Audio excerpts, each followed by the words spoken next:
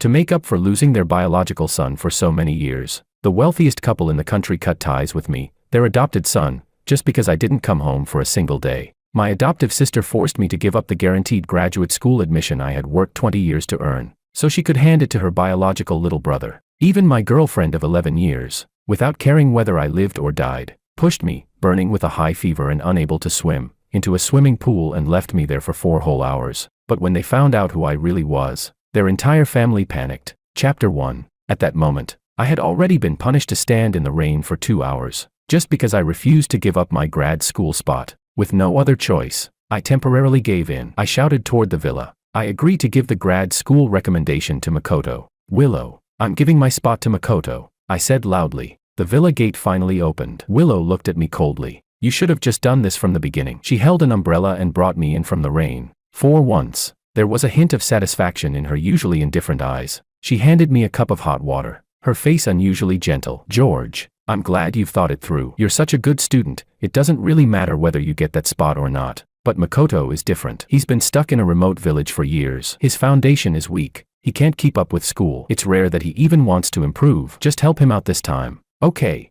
Willow's seemingly gentle but undeniably firm tone made it clear she assumed I'd give in. I looked at the woman I loved, standing just a step away, and my body couldn't stop shaking. I felt even colder than when I was standing in the rain outside. This was the woman I'd loved for 11 years, my girlfriend, my fiancée. But it was only today that I truly understood. She wasn't cold by nature. She simply didn't love me. I don't remember anything from when I was little. I grew up in an orphanage and was adopted into the Ito family at the age of 10. At the time, the Ito family was devastated after losing their biological son. Even after adopting me, the house always felt gloomy. The Ito parents were strict, constantly comparing me to their lost son Makoto, hoping I would grow into the perfect rich heir. Those years were painful, endless lessons, non-stop training, constant scolding. And Willow, she was the only light in those oppressive days. She was elegant, quiet, and effortlessly competent in everything she did, almost perfect. She was like a princess standing out in any crowd, impossible to look away from. The Ito and Liu families had been close for generations. They arranged an engagement between their children while we were still kids. After the real Makoto went missing,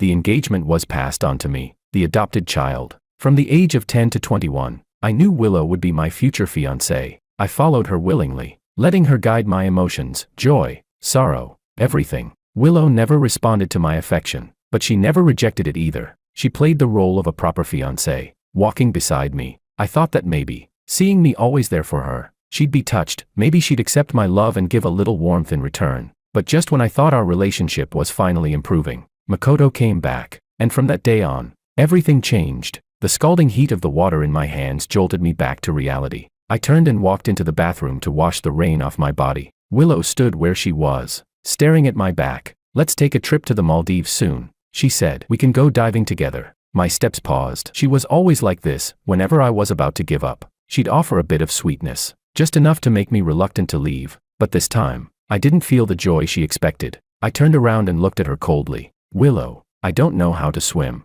let alone dive. Makoto had been a child swimming champion. He loved activities like diving and surfing. It was obvious who Willow really wanted to go to the Maldives with. Yet Willow showed no sign of embarrassment. She kept her usual calm as she asked, "Then where do you want to go for the holidays? I'll plan it for you." It was rare for Willow to ask for my opinion like this. I didn't argue, but I also didn't answer. After I came out of the bathroom, Willow looked up from her phone and glanced at me. "Do you have a fever?" she asked. I gave a bitter laugh. In the dead of winter, she had locked me out in the rain for 2 hours. How could I not have a fever? Willow pulled me to the bed and even tucked the blanket around me. "Lie down and rest," she said. "I'll get the medicine." Just as she turned around, her phone rang, and in the next second, I heard Makoto's voice coming through the speaker. "Willow, my stomach hurts so bad. I think I'm dying. I'm coming right away," Willow said. The rare hint of panic on her face surfaced the moment she heard his voice. Without the slightest hesitation, she rushed out, completely forgetting about me. Burning up with fever, lying behind her, the huge villa suddenly felt hollow and empty. My head throbbed with the fever, and a dull ache spread through my chest. So this is love, and this is the absence of it. So painfully clear. But luckily, my biological parents had recently found me, and now, I finally dialed that international number I had refused so many times before. The offer to go to the US. "I accept," I said. "Once I wrap up my academic work here, I'll fly over in half a month and reunite with you." "That's wonderful, sweetheart," Came the emotional voice on the other end. We'll make it up to you, after all these years. We're finally getting our son back. In the meantime, be good to your adoptive parents. Take this half month to say your goodbyes properly. Goodbyes? Would anyone here even care whether I stayed or left? No, there was no need for that anymore. Half a month later, once everything was settled, I would leave this place without a sound. Chapter 2. The high fever struck suddenly and fiercely. I felt like my entire body was being scorched by flames, and even breathing had become difficult. In a daze, I called 911 and was taken to the hospital alone by ambulance. By the time I finished my 4-drip in the hospital room, the sky had already begun to lighten with the first hints of dawn. I pulled out the needle and stepped out to use the restroom. At the corner of the hallway, I heard a familiar voice. Willow, it's all my fault. My body's too weak, just one ice cream and I got gastroenteritis. You had to stay with me in the hospital all night because of it. My steps halted. Through the glass door of the hospital room, I looked inside. It was Makoto. Willow was holding a thermos, feeding Makoto spoonfuls of soup, carefully blowing on each one to cool it down before offering it. Her expression held a tenderness I had never seen before. You've suffered too much since you were little. That's why your health is poor. Don't worry. I'll stay with you and help you get better, little by little. Makoto smiled sweetly, but the smile quickly froze at the corners of his mouth. Willow, you didn't go home all night. Won't George mind? The smile on Willow's face faded slightly as she replied. He has no right to mind. Even though I had long known Willow treated me and Makoto differently. Hearing those words still felt like a needle stabbing straight into my heart. I had no right. I had loved Willow for 11 years and been her official boyfriend for 3. In the end, all I got was a cold, you have no right. I leaned weakly against the wall, head hanging. Just then, I heard hurried footsteps approaching. I looked up and saw a cold, distant face. It was Maria, my adoptive sister from the Ito family. The way she looked at me was like I was an enemy, full of suspicion. What are you doing here? What are you planning to do to Makoto? Makoto had returned to the Ito family just 3 days earlier and was involved in a car accident shortly after. Everyone thought I was responsible. No matter how I tried to explain, no one believed me. To the Ito family and to Willow, I was someone who would do anything to protect his status. Their gazes toward me grew colder and more hostile with each passing day. Sis. Her icy look stabbed at me. I forced out the word with difficulty. Maria didn't respond. She brushed past me and looked into the room, where Willow and Makoto were sitting closely together, reading a book. She immediately understood. She shoved me roughly around the corner, showing no concern for my physical state. I know what you're thinking. You saw Willow and Makoto together and got jealous, didn't you? I almost laughed. I was Willow's official boyfriend, and yet I had to answer this kind of accusation. Don't I have the right to be jealous? Willow is my girlfriend, I growled. Heh. Maria let out a cold scoff. George Ito, you really are shameless. You took Makoto's place in the Ito family and enjoyed 11 years of luxury, and now you really think all of it rightfully belongs to you. It's time to wake up. Everything you have should have belonged to Makoto. If you had any decency, you'd break up with Willow. As long as Makoto is happy again, maybe we'll treat you like we used to. Treat me like before. On the surface, I was the adopted son of the Ito family, but in truth, I was constantly berated and scolded. No matter how hard I worked, no matter how excellent I was never good enough for them, simply because I wasn't Makoto. My eyes turned bloodshot. I gritted my teeth and finally asked the question that had haunted me all these years. It wasn't my choice to come to the Ito family. Your parents chose to adopt me. Now that Makoto Ito is back, I'm willing to leave and return everything to him. But why won't you agree to it? Maria looked me up and down like I was an idiot. Why? Obviously not because we can't bear to part with you. It's all about the Ito family's reputation. Her words hit me like a thunderclap. My body swayed and finally collapsed. So that's what it was. The Ito family couldn't stand being known as the heartless people who abandoned their adopted son after finding their biological child. So they kept me chained to the family instead. They stood by and watched as Makoto took away everything I ever cared about. After living together for over a decade, to them, I was never family, just a disposable stand-in without feelings. Chapter 3. I stayed in the hospital for 3 days. Not a single person came to see me. When I returned home with my suitcase, everything was as cold and empty as when I'd left. Maybe Willow hadn't come back these past 3 days. She had been with Makoto the entire time. This villa had been a gift from Willow for my 20th birthday. I had always seen it as our home. But now, Willow was no longer my Willow, and this house no longer felt like a home. I took my medicine and lay on a lounge chair by the pool, sunbathing. I had no idea how much time passed until a shadow fell over me. Opening my eyes, I saw Makoto standing there, looking down at me with a smirk. George, you're awake. I came over today just to thank you. Thanks for being so generous, giving up that guaranteed graduate school spot you worked 3 years for, and handing it to me. How did you get in? I asked, but instantly regretted it.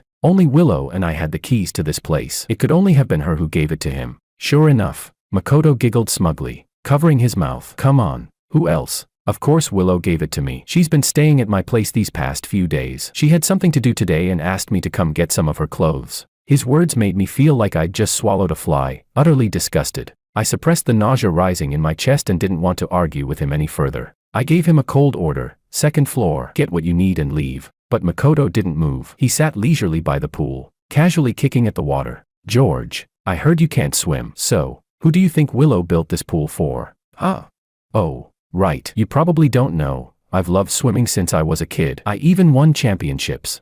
His shrill voice stabbed at my ears. I forced myself to ignore the pain and replied coldly.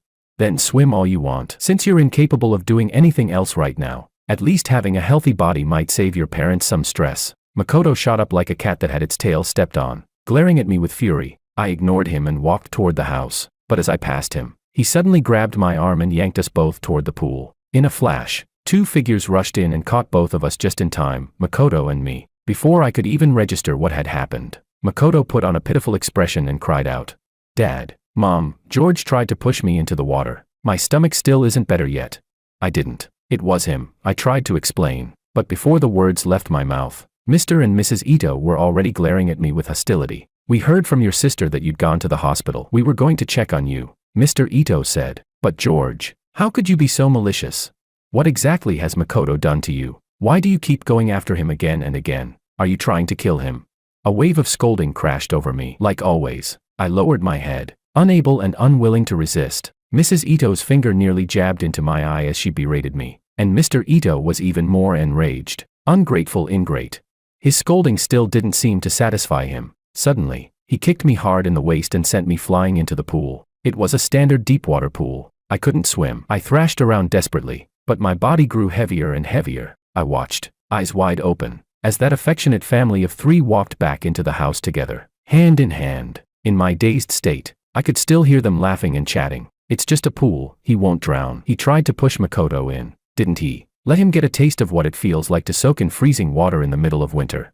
My body sank like a falling leaf, swallowed by endless pain and regret. Dying like this, what a pity. I hadn't even met my biological parents yet. I wondered, would they spoil me as much as the Ito family spoiled Makoto?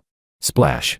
A black figure dove into the water and dragged me to the edge of the pool. I struggled to cough out a mouthful of water and slowly opened my eyes. There stood Willow and the bodyguard who had saved me. Willow. A faint warmth rose in my heart. So maybe Willow still cared about me, just a little. But the next second, her eyes turned icy cold. George, when will this end? She snapped. Was causing Makoto's car accident last time not enough? Now you're trying to harm him again. Anytime something involved Makoto, Willow completely lost her usual calm and gentle demeanor. I froze for a moment, not even able to explain myself before Makoto came running out. He gently tugged Willow's arm, biting his lip, looking pitiful. Willow, don't blame George. Maybe he didn't do it on purpose. Willow patted his hand in a comforting gesture. Makoto, don't defend him. He'll never change. Then she turned to look down at me from above. George, for the sake of how long we've known each other, I let someone save you this once. If there's a next time, I won't show you any mercy. I collapsed onto the ground. My soaked clothes clung to me, freezing me to the bone. But not nearly as cold as the chill in my heart. Always the same. Over and over again. They always chose to believe Makoto. Always cast me as the villain. And yet, Makoto never actually got hurt. The one who ended up beaten, broken, and scarred every time, was me. Chapter 4. As I stepped into the house, the laughter of the four people inside came to an abrupt stop. Their gazes landed on me like I was some loathsome intruder trying to steal what didn't belong to me. Dragging my soaked, freezing body in heavy steps, I turned to head upstairs. Oh no, my jade ring is gone. Makoto suddenly cried out in alarm. Did I drop it in the pool just now? I instantly sensed he was targeting me and quickened my pace, trying to escape their eyes, but Mr. Ito wasn't about to let me go. George, stop right there. Did you throw Makoto's jade ring into the pool? I turned around, my voice weak. It wasn't me. I didn't push him, and I didn't throw his ring. I had only just recovered from a high fever, and after all that struggling in the cold water, I was dizzy and lightheaded, ready to collapse. I saw you grabbing Makoto's arm, trying to push him in, and now you're lying about it. Mrs. Ito's shrill voice echoed through the entire villa. Meanwhile, Makoto looked tearfully at Willow and said pitifully, if it were just an ordinary ring, I wouldn't care. But this was the one Mom and Dad gave me. During all those years I was missing, it was the only thing that kept me going. I just kept hoping I could see them again someday. Hearing that, Mrs. Ito was reminded of all the suffering Makoto had endured. She threw her arms around him and began to sob. Mr. Ito was seething. Without hesitation, he marched up and yanked me down from the stairs. So jealous, aren't you, George? If you don't find Makoto's ring in that pool today, I swear I won't let this go. While shouting, he dragged me outside toward the pool. I couldn't break free, so I turned to Willow, my eyes silently begging for help, but Willow's eyes were like ice, cold, unfeeling. She turned around, fetched a diving mask, and handed it to me. Put this on. Go find Makoto's ring. I shook my head. Her tone hardened instantly. This is what you owe him. In the end, the three of them forcibly strapped the oxygen mask onto my face. Mr. Ito didn't hesitate for a second before shoving me into the water. They stood at the edge of the pool, chatting and laughing, occasionally yelling at me not to slack off. Whenever I moved too slowly, Mr. Ito would grab a long pole and strike the surface of the water. I didn't dare look up. I just kept my head down, inching along the bottom of the pool, feeling around for the ring. Night slowly fell. The water turned colder, visibility dropped, and my movements grew sluggish. When I surfaced for air, I heard Willow's voice. Makoto can't sleep well without that ring. Don't even think about wasting time until you find it. You're not coming out. I sank into the water, hopeless. After nearly 4 hours of searching, I finally found the jade ring wedged in a crevice near the drain. Clutching it tightly, I struggled to climb out of the pool and collapsed by the edge. Completely spent, they gathered around me, took the ring from my hand, and stared down at my wretched, pathetic state with disdain. Makoto looped his arms through Mr. and Mrs. Ito's without even glancing back as they walked off. Willow tossed out a cold, "Suit yourself," then turned and chased after Makoto without looking back either. I lay there, soaked and frozen, at the edge of the pool, listening as their laughter faded into the distance, until everything went dark. Chapter 5. I lay alone in the villa for 2 days. When I finally woke up, I made a phone call to my biological parents overseas. I've made up my mind. Forget the short-term visa. Help me apply for permanent residency. There was a burst of joy and excitement on the other end of the line. But I didn't feel even a shred of happiness. Leaving the city where I had lived for over 20 years was painful and difficult for me. I couldn't be sure I'd be able to adapt to life abroad. Nor could I be sure whether my biological parents would truly care for me, or treat me with the same fairness and attention they gave to others. Everything was uncertain, risky and unfamiliar, but I chose to face the unknown. Because I knew, no matter how uncertain the future was, it couldn't possibly be worse than my present. The process for applying for permanent residency was far more complicated than a regular visa. I prepared countless documents and made several trips to the U.S. Embassy. The last time I walked out of the embassy, a flashy Ferrari sped past me on the street. I didn't get a clear look at the license plate, but I knew there were only 100 of those limited edition supercars in the world, and only one in this city. It belonged to Willow. My heart skipped for just a second, but I quickly comforted myself. Willow had her heart full of Makoto. She couldn't possibly notice someone like me on the side of the road. Even if she did notice me, she wouldn't care. That night, I sat alone on the cold floor, turning the volume on the TV all the way up, just to drown out the silence in the villa. The door lock turned, and I looked up to see a face I hadn't seen in a long time. Willow walked over to me, her tone carrying a hint of interrogation. "Where are you going?" I looked at her calmly. "What's wrong?" "I saw you at the U.S. Embassy today. What were you doing there?" "Oh," I answered smoothly. "Our research group is wrapping up a project. We should have results soon. My advisor signed me up for an academic conference in the U.S. I'm going to present our findings." It was a story I had prepared in advance. Willow gave a faint nod, quickly hiding the trace of emotion in her eyes. When she first saw George at the U.S. Embassy, her initial reaction was that she must have been mistaken. How could he possibly be planning to go to the U.S. without telling her? But when she turned around and saw George getting into a taxi, a strange discomfort started to creep in. That discomfort didn't last long, though, because Willow knew George loved her deeply. There was no way he could bear to leave her. George had never been close with the Ito parents. For many years, past and future, Willow was his only emotional anchor in this world. He had chased after her for so long, his love and dependence so deeply woven into his bones. It wasn't something that could be severed in a day. Willow smiled faintly and, like she used to, reached out to hug me. "Wanna watch a movie? I'll watch with you," I almost asked. "Aren't you supposed to be with Makoto tonight?" But I hesitated and didn't say it. I knew this was Willow's usual tactic. A slap, followed by a sugar cube. In the end, I didn't turn her down. I picked an old-fashioned romance movie. watching with tears in my eyes while Willow kept glancing at her phone. As the credits rolled and the theme song played, I stood up quietly. I'm tired. I'll go to bed first. I slowly made my way upstairs. Willow called after me. Tomorrow, at the AC Hotel, we're celebrating Makoto's grad school acceptance. You're his big brother. Don't forget to bring a gift. I didn't reply. I lifted my foot and walked up the stairs, never looking back. Chapter 6. Early the next morning, Willow sent over a gift box. I opened it and saw an incredibly luxurious diamond watch. The card inside read, "Congratulations to Makoto on getting what he always wanted. Signed, George." A bitter smile crept onto my face. Willow was thorough, no doubt. I just didn't know whether her thoroughness was for my sake or for Makoto's. By the time I arrived at the hotel, cheerful chatter was already spilling from the private room. I held the doorknob, hesitating. If I went in, the pleasant atmosphere would vanish in an instant. No one wanted me there, but if I didn't go in, the Ito family and Willow would surely accuse me of being rude or ungrateful. Again, in that moment of hesitation, the clatter of glass hitting the floor came from inside the room. Through the glass of the door, I saw Makoto pouting, his earlier smile completely gone. Mrs. Ito noticed the shift in her son's mood immediately. "What's wrong, Makoto?" "Nothing much," Makoto replied, voice tinged with grievance. "It's just George's experiment produced results. They say it's a huge breakthrough. Everyone in our group chat is congratulating him now." The smile on Mr. Ito's face faded. Maria, skeptical, grabbed Makoto's phone and scrolled through the group messages. Today was the day the guaranteed graduate school placements were officially announced. At first, everyone in the group was congratulating Makoto, but then someone suddenly posted news about my successful experiment. And the group's tone shifted completely. Everyone started praising me as a research genius, saying I should be fast-tracked for a PhD. Makoto's moment in the spotlight was completely overshadowed. Fuming, Maria slammed the phone down on the table. "That George, he did it on purpose. He timed the announcement just to humiliate Makoto." Mrs. Ito grew angry too. "This George, always desperate for attention. When his family ignores him, he goes looking for validation at school. So vicious." Mr. Ito pulled out his phone, ready to call me. "He stole everything from Makoto. What's he so proud of? I'll call him over right now."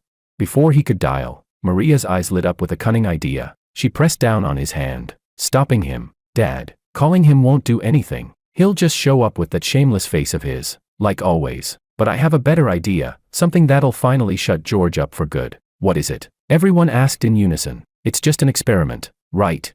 Who cares what kind of breakthrough it was? We can say Makoto did it. Then he'll be the one called a research genius. Forget grad school. He'll be directly recommended for a PhD." Makoto jumped up, the frustration on his face replaced by excitement. "Big sis, you're a genius." Mr. and Mrs. Ito both nodded repeatedly. "You're right. Everything George has now was supposed to be Makoto's. We raised him for over a decade. It's just an experiment. Giving it to Makoto is only fair." With everyone in agreement, Maria could hardly wait to put her plan into action. But she knew, she and George had never gotten along. If she said it, he'd never agree. So Maria turned to look at Willow. "What do you think, Willow?" Outside the door, I felt like I'd fallen into an icy abyss. I clenched my fists, forcing myself not to burst into the room then and there. Even though I had long known the Ito family felt nothing for me, hearing them plot so casually to rip away my achievements still chilled me to the core. My heart pounded as I waited for the voice I feared the most. Willow, would she agree? After a moment of silence, her voice rang out clearly from inside the room. "All right, I'll talk to George. We'll have him give the research results to Makoto." Chapter 7. I didn't dare go back to the villa. I hid myself in the lab and turned off my phone. But Willow still found me. She got the lab keys from the dean. She knew I'd be here. I had nowhere else to go. Under the dim lights, I lifted my head from the computer. The dark circles under my eyes were obvious, and I looked completely drained. My eyes were red as I watched Willow slowly approach. Compared to usual, the curve of her lips was higher, as if she was preparing herself for something. "Working late again. Didn't you say the experiment already succeeded?" she asked gently. My voice was hoarse as I forced a reply. "Yeah, it did." Willow leaned in and gave me a hug. "Congratulations, George." I closed my eyes and said nothing. A part of me still held on to hope. Hope that Willow's congratulations were sincere. Hope that she wouldn't say what I feared most, those cruel words. But after a pause, Willow's expression turned calm again. She looked straight at me. "George, give this research result to Makoto." It was like a sledgehammer slamming into my chest, even though I had already guessed what her choice would be. Hearing her say it so bluntly still made my heart ache unbearably. Before I could respond, Willow began listing her reasons. "You're smart, and talented. You'll definitely have other successes in the future. Makoto is different. He's starting grad school soon. He needs a few academic papers to his name. Without them, it'll be hard for him. Leaning on the table, I stood up with effort, my voice breaking as I roared. I'm smart. I'm talented. Don't you see how hard I've worked? I've spent countless days and nights in this lab. My hands have peeled layer after layer from chemical burns. I poured my heart and soul into this project, and now I've finally achieved something. Willow, do you even have a heart? My questions came one after another, and Willow's patience started to wear thin. Her gaze sharpened. She looked at me coldly. Yes, you've worked hard, but so what? George, don't forget where you come from. You lived a good life in the Ito family for over 10 years, taking Makoto's place. Isn't it only fair to make a small sacrifice for him now? You should at least know how to be grateful. You can't be someone who only takes and never gives, a selfish ingrate. Don't worry, as long as you let Makoto have this one. I won't break up with you. Just take this as compensation for him. Compensation. Ingrate. The moment I heard those words, I suddenly laughed, clutching my chest. I stared at the woman I had loved for 11 years. In the end, the only thing she saw in me was an ungrateful leech. For the first time, I pushed Willow away. Willow, if that's how you see me, then so be it. But I won't give Makoto my research. Not this time. I won't back down again. I turned and walked out without looking back. Willow stared coldly at George's retreating figure, her eyes sharp as blades. Chapter 8. I rented a place near the university for a week. Fortunately, there was nothing left in that empty villa that I needed anymore. Right now, all I want is to finish writing my report, take the results that truly belong to me, and leave this place forever. I had been hiding out for a few days and hadn't received any messages from Willow. I assumed she had probably given up. Carrying my laptop, I returned to the lab, ready to wrap up the report. In front of the research building, I scanned my face several times, but the access control system kept displaying, access denied. I took out my phone and called. Professor, why is my access card no longer working? The advisor, who had always been gentle, now sounded colder than ever. George, starting today, you are no longer a member of our lab and may not enter the premises. It felt like a thunderbolt struck me. I could barely keep my body from collapsing as I staggered on the spot. Why? I asked in disbelief, but the only reply was the cold, repeating tone of a disconnected call. I immediately sat down on the spot and opened my laptop, only to find all of my lab access permissions had been revoked. I could no longer view or use anything related to the lab. I couldn't even see the research results I had worked so hard for. I rushed to the academic affairs office in anger, but my advisor wasn't there. A familiar professor quietly pulled me aside and whispered, George, it's no use looking for your advisor. This wasn't his decision. His hands are tied. I squatted down in the corridor, feeling ice cold all over. Despair overwhelmed me. I should have seen this coming. Willow didn't give up after I rejected her. She must have found another way. In this entire city, who else but the Liu family and the Ito family has the power to force both the university and my advisor to submit? At the same time, the department's group chat was blowing up again. Someone posted a message congratulating Makoto on the success of his experiment, which had received recognition from many experts in the field. Celebratory emojis flooded the chat, and even through the screen, you could feel how happy Makoto was. Thank you, everyone. I've been working so hard on this for so long. I'm so thrilled it finally paid off. I'm treating everyone at AC Hotel tonight. Don't miss it. Wow, AC Hotel. That place is expensive. Kidding me? Makoto is the heir to the Ito family. A dinner like that is nothing to him. Exactly. He's handsome, kind, and brilliant in research. Total legend. Amid all the praise, a single comment struck a jarring note. Makoto's research results look exactly like George's. Could it be he copied George's work? The message came from a quiet, low-key girl, and the group chat immediately fell dead silent. Elsewhere, Makoto was gripping his phone, his smile nearly cracking. Sis, what do I do? George had already shared his research. Now everyone thinks I stole his work. Maria just laughed it off. Relax. Your big sister planned for this. An hour later, a post went viral on the university forum. The poster uploaded Makoto's research journal, detailing his year-long experimental process. At the end of the post, George was called out by name, with a warning to act with integrity. Plagiarism is shameful. The entire school was in an uproar. The news topped the department forums. George, the straight-A student who had won scholarships for 3 consecutive years, had supposedly plagiarized someone else's research. Worse, he'd claimed it as his own and published it first. A wave of insults and condemnation came pouring in. I walked through the campus in dejection, hearing students whisper behind my back. I could clearly make out the words, plagiarist. After all my hard work, I had become nothing more than a plagiarist. My mind was blank. and I ran wildly through the campus like I had lost my mind. I shouted in fury, "I'm not a plagiarist. I didn't steal anyone's research. That result was mine to begin with."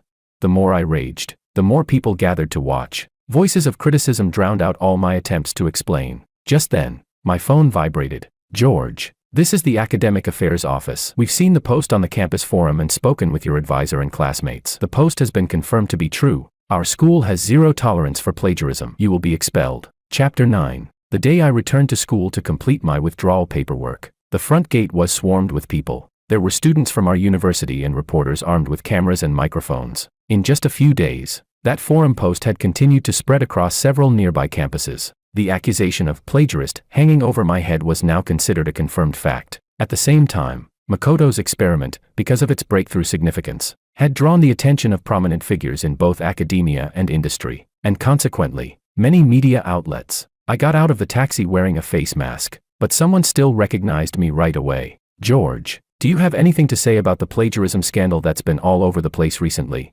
Such a groundbreaking experiment, even if you copied it, it doesn't belong to you. Why would you do something like this?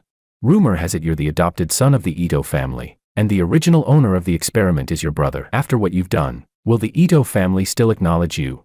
I had been walking away with my head down, trying to escape unnoticed, but now I stopped in my tracks. Turning around, I looked coldly into the camera lens. I slowly took off my mask. "I'll say this one last time, I did not plagiarize, and whether the Ito family acknowledges me doesn't matter anymore, because I no longer acknowledge them." Gasps broke out from the crowd. At that moment, Ito's father stepped out quickly from a black minivan. He marched into the crowd, and in front of the reporters, students, and countless cameras, he slapped me hard across the face. I fell to the ground, and no one dared to help me up. Mr. Ito looked into the cameras, his voice full of righteous fury. "Today, in front of all our media friends, I want to reveal the truth of this matter. George is the adopted son of the Ito family. Ever since we brought him home from the orphanage, my family has treated him like our own flesh and blood, giving him everything, loving and caring for him without holding back. But he has always had a rebellious character. He hates studying, cheats on exams, lies compulsively, and refuses to change.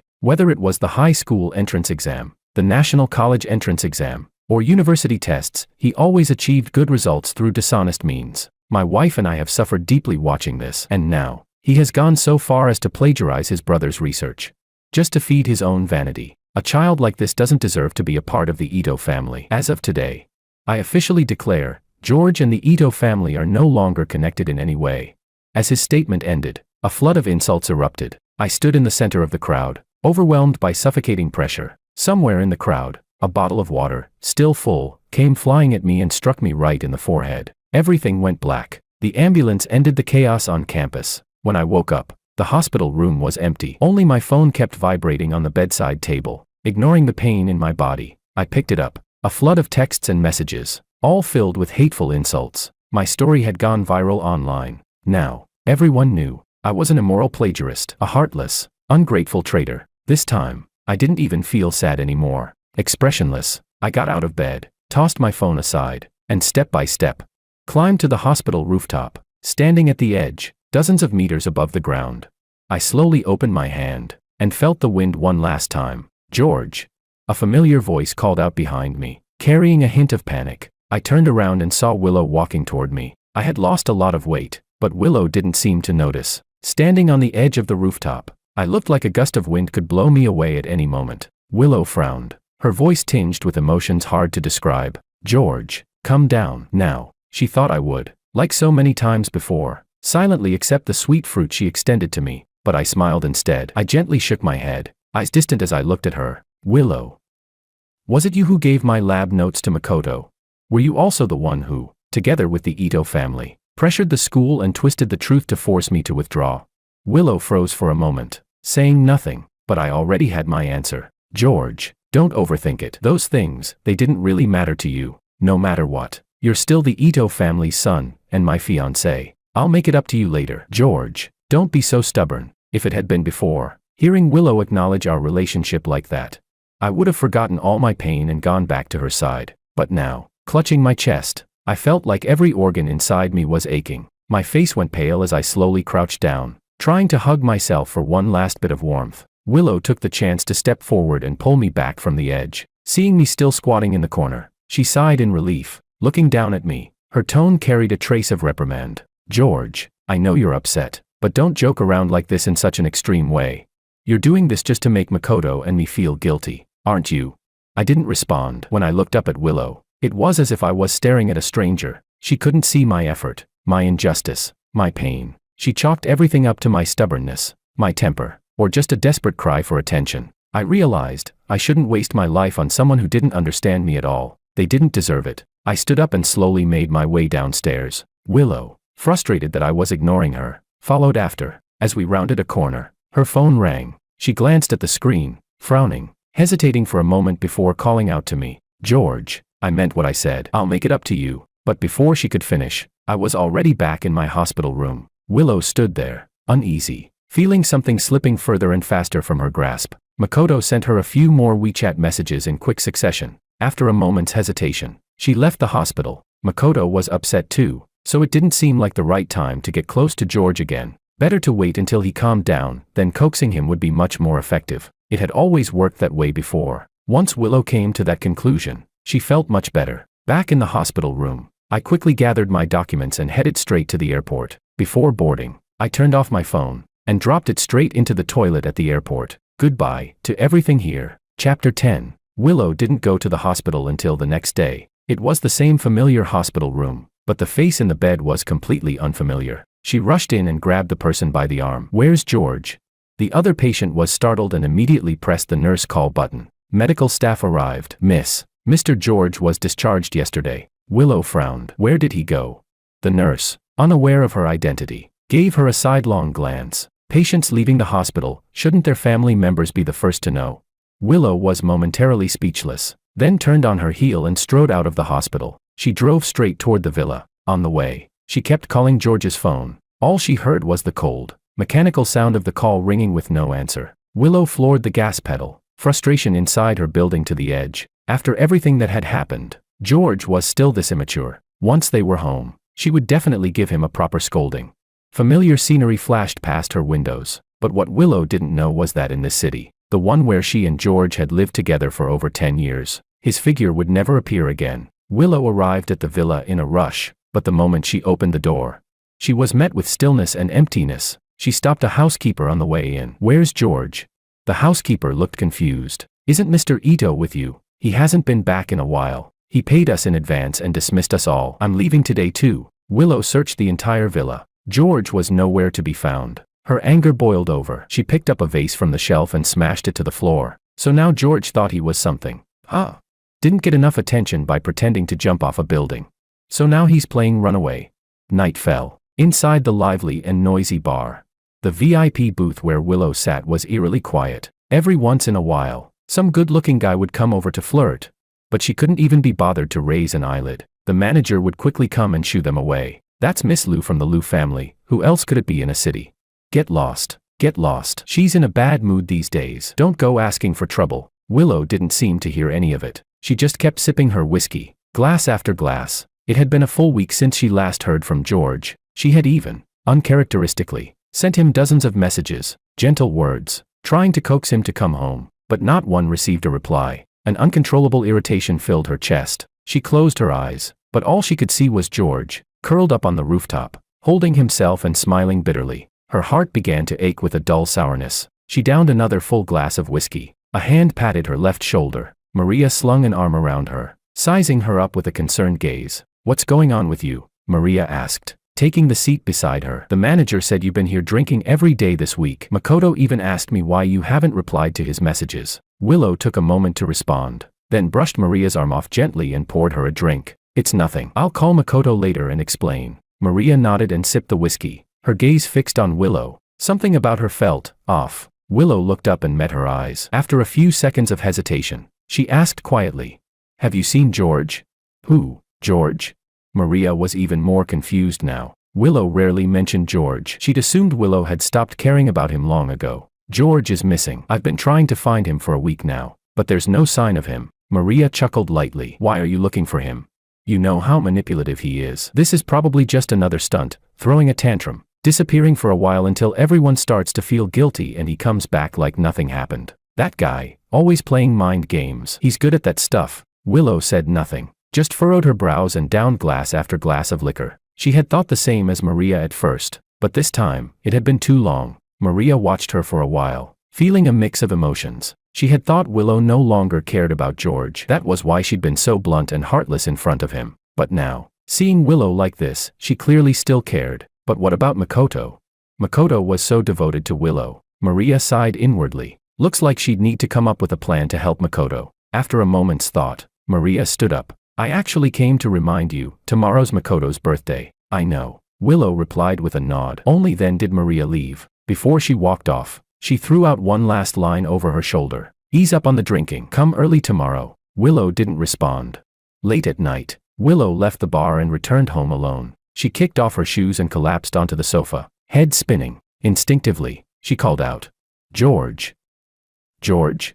But the empty villa gave no reply. Only then did she remember, George hadn't come back. Stumbling into the kitchen, she recalled how George used to bring her a perfectly warm glass of honey water whenever she drank too much. There would always be a pot of warm millet porridge waiting on the stove to ease her stomach. But now, the kitchen was a mess. Used cups were still soaking in the sink, the water reeking faintly with mold. Willow left the kitchen and opened the medicine cabinet, looking for something to ease her stomach. All the medicine was neatly in place, except for the box of stomach pills she often relied on. A strange pang hit her chest. George, you're really something.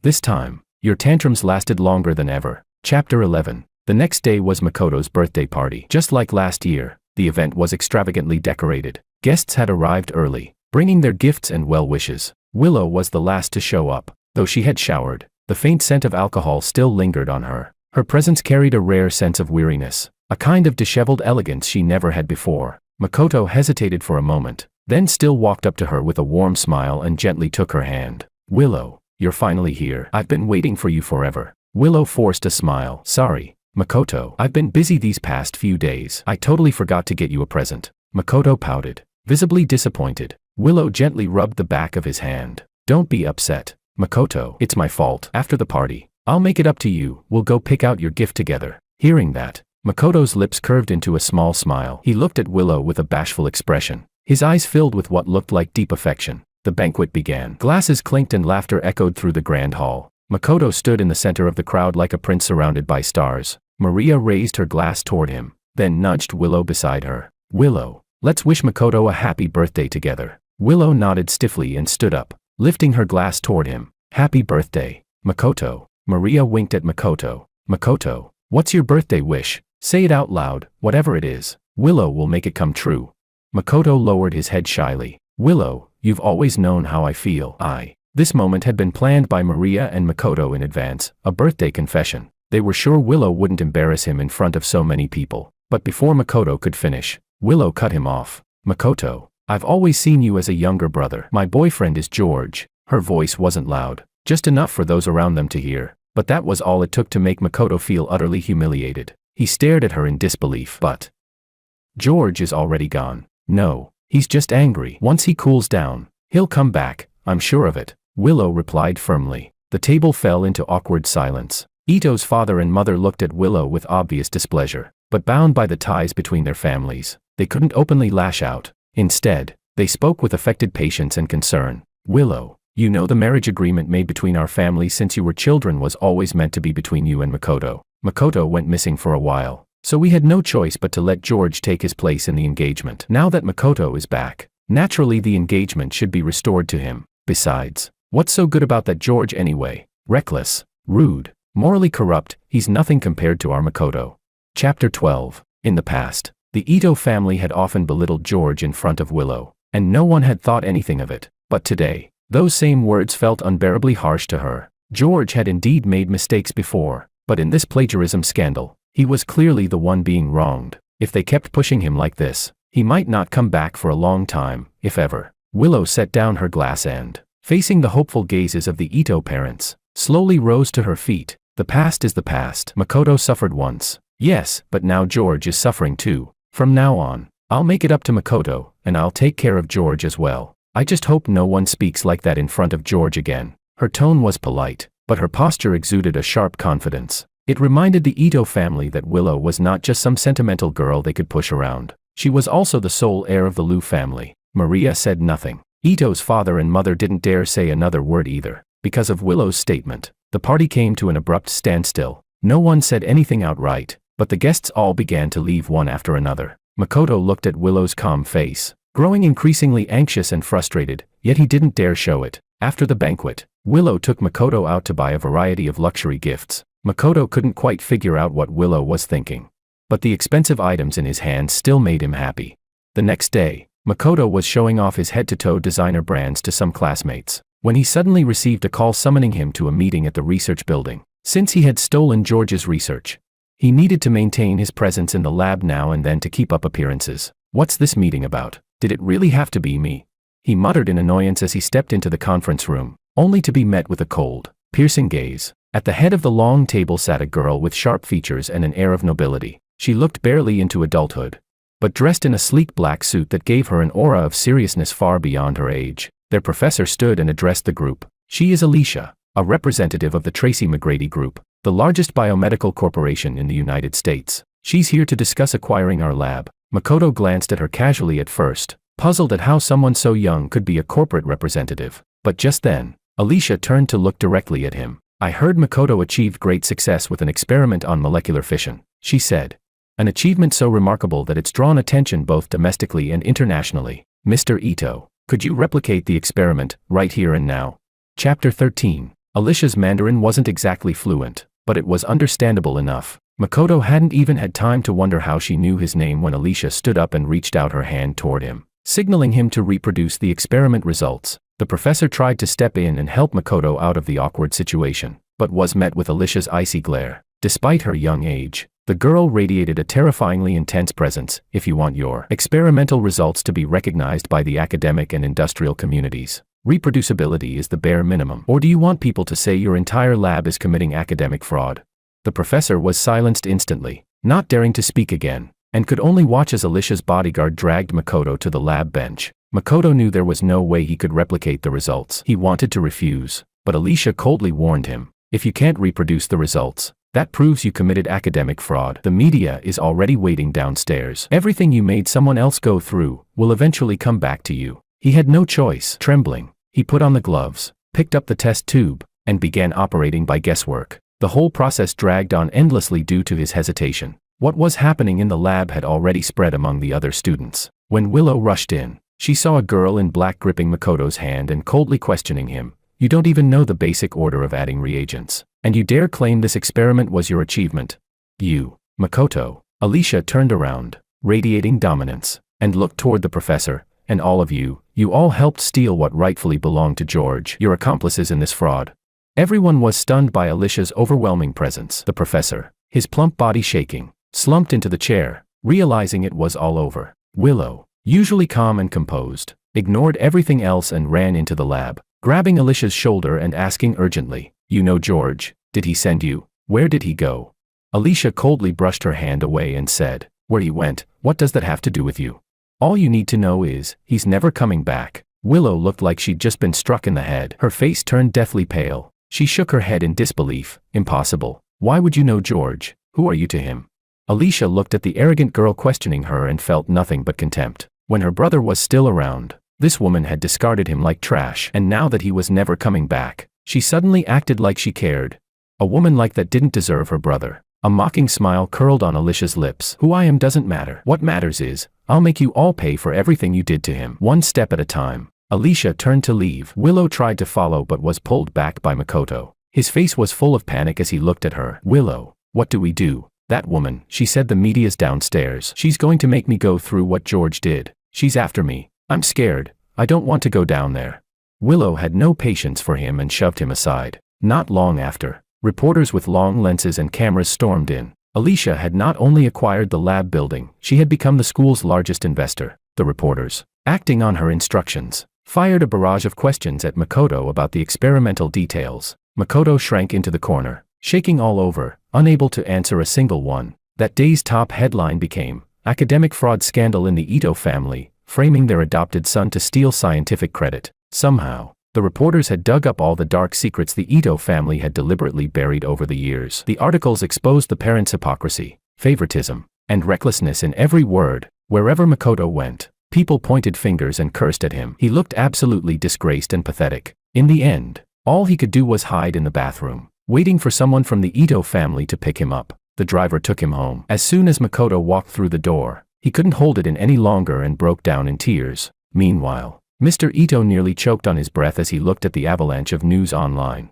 Mrs. Ito screamed while scrambling for her emergency heart medication. The house was filled with crying, shrieking. It was total chaos inside the Ito residence. The front door swung open. Maria walked in holding a stack of documents, her expression equally terrible. I found out, this Alicia is the daughter of the CEO of the Tracy McGrady Corporation. Both the chairman and chairwoman of the Tracy McGrady Group are Chinese. And recently, rumors have surfaced that they've found the son they lost years ago. That person is George. How is this possible? Makoto snatched the photo from Maria's hands in disbelief. In the photo, a family of 4 was smiling happily. George stood in the center. Next to him was Alicia, the same girl he had seen today, and beside them were 2 elegant-looking middle-aged individuals, clearly the chairman and chairwoman of the Tracy McGrady Corporation. Makoto's expression twisted further with jealousy. Maria didn't have time to console him and immediately continued her report to Mr. Ito, who had just come to his senses. More importantly, I found out that Alicia has already started buying up shares of our company. After today's scandal, our stock price has plummeted. Tracy McGrady Corp has deep financial reserves. If this continues, we're going to be completely swallowed by them.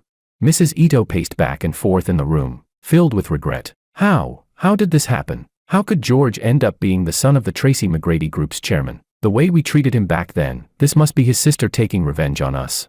Mr. Ito felt a surge of blood rising in his chest and a bitter taste in his throat. He swallowed it down, closed his eyes, and made a difficult decision. Maria, find out where Alicia lives. We're going to visit her in person and apologize. Chapter 14. In front of the top-floor luxury suite, the Ito family, 4 members in total, stood neatly at the door, eyes red and swollen, their faces pale and weary. After waiting for half an hour, the door to the suite was finally opened. The moment it did, they immediately switched to fake, sycophantic smiles. Miss Wang, we came today to explain a few things to you, regarding your brother, George. Alicia responded coldly. If I recall correctly, it was Mr. Ito who announced in front of the media that he was cutting ties with my brother. So now, his name is George Wang. He has nothing to do with the Ito family anymore. Mr. Ito was briefly at a loss for words, and the faces of those behind him turned even more unsightly. Still, he forced a smile and bowed deeply to Alicia. I'm very sorry, Miss Wang. At the time, we didn't know he was the son of the Wang family. We truly regret the way we treated him. Alicia shot them a sharp look,